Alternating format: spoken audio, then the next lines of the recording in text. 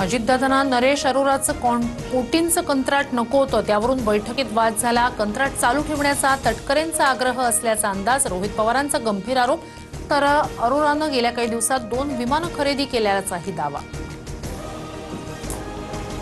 रोहित पवारांनी माझं नाव कुठे घेतलं ते सांगा तर उत्तर देता येईल। दादांसोबत माझी भेट 3 दिवस आधी ठरली होती।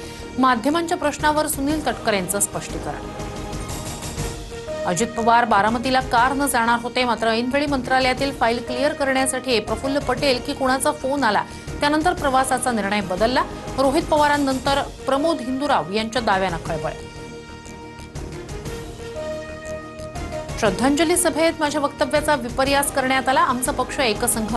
पटेल आणि तटकरे नेहमी सुनेत्रा वहिनींच्या पाठीशी उभे राहिलेत, त्यांच्याबाबत संशय येणं हे चुकीचं। आरोपांबाबतचा बाईट व्हायरल होताच प्रमोद हिंदुराव यांची सारवासारव।